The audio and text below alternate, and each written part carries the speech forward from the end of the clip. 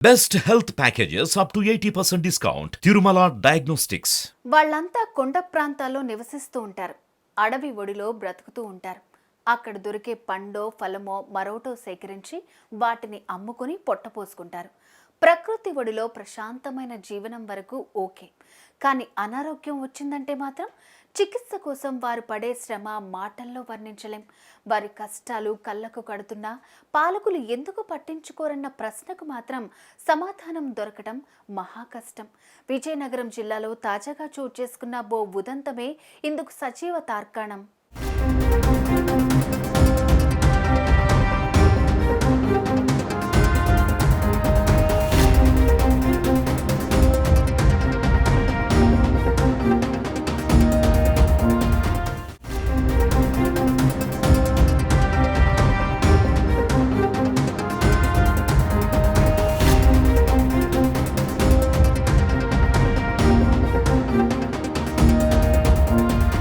ఇంటి ముందు ఆటోలు టాక్సీలు తిరుగుతుంటేనే అనారోగ్యంతో బాధపడే వారిని ఆసుపత్రి దాకా తీసుకెళ్లాలంటే అదో పెద్ద ఇబ్బందిగా ఫీల్ అవుతాం. అలాంటిది విజయనగరం జిల్లాలోని అటవీ ప్రాంతంలో నివసించే గిరిపుత్రులు మాత్రం కాస్తంత అనారోగ్య సమస్య వస్తే మందు గుళికల కోసం మైళ్ల దూరం రాళ్లల్లో రప్పల్లో రోగిని డోలీల్లో వేసుకుని తీసుకువస్తారు.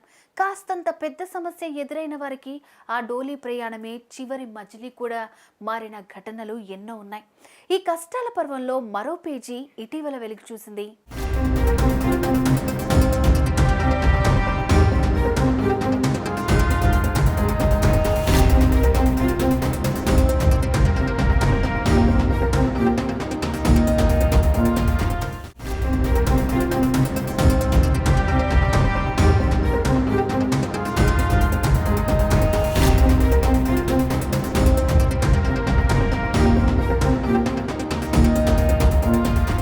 విజయనగరం జిల్లా శృంగవరపుకోట మండలంలోని చిట్టెంపాడు గ్రామం అటవీ ప్రాంతంలో ఓ మారుమూల ఉండే ఈ గ్రామంలో వందలాది మంది గిరిపుత్రులు నివసిస్తున్నారు.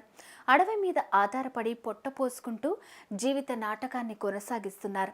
ఈ పల్లెలో నివసించే గంగులు అనే ఓ గిరిపుత్రుడి భార్యకు అతని 5 నెలల బిడ్డకు ఏవో అనారోగ్య సమస్యలు తలెత్తాయి. పల్లెల్లో కాస్తంత వైద్యం తెలిసిన వారు ఈ అనారోగ్యానికి చికిత్స కోసం పట్నం తీసుకెళ్లాల్సిందేనని తేల్చేశారు. బస్సు లేదు, ఆటో లేదు, అసలు ఆ పల్లెలో నుంచి బయటికి రావాలంటే ఓ రోడ్డు కూడా లేదు. చెట్ల మధ్య పుట్టల మధ్య రాళ్ళు రప్పల్లో నడుచుకుంటూ రోడ్డు మీదకు రావాల్సిందే.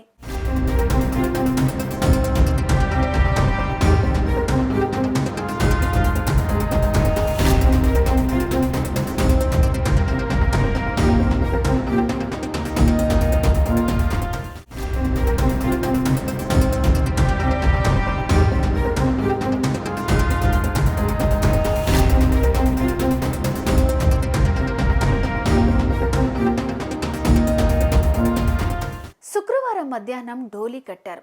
ఆ ఆడబిడ్డని, ఆమె కన్నబిడ్డను ఆ డోలీలో కూర్చోబెట్టి మోసుకుంటూ ముందుకు కదిలారు. గంగులు పంతులు ఆ మూతకు సాయపడ్డారు. ఇలా అందరూ కలిసి 3 గంటలు మోసుకుంటూ వచ్చి కొండ దిగువన ఉన్న లక్ష్మీపురానికి చేర్చారు. అక్కడి నుంచి 108 సాయంతో ఆసుపత్రికి తరలించారు. అప్పటికే ఆ బిడ్డ పరిస్థితి కాస్తంత విషమంగా మారడంతో మెరుగైన చికిత్స కోసం గోషా ఆసుపత్రికి తరలించారు. ఓవైపు అనారోగ్యంతో ఇబ్బంది పడుతూ కూడా అపస్మారకంగా ఉన్న తన బిడ్డను చూస్తూ దిగులుగా కూర్చున్న ఆ తల్లి, మరోవైపు వారిద్దరిని చల్లగా చూడాలని దేవుణ్ణి కోరుకుంటూ ఆ ఇంటి పెద్ద దిగాలుగా కూర్చుని ఉన్న దృశ్యం వీరికి మంచి రోజులు వచ్చేదెప్పుడు అన్న ప్రశ్నను సూటిగా సంధిస్తోంది.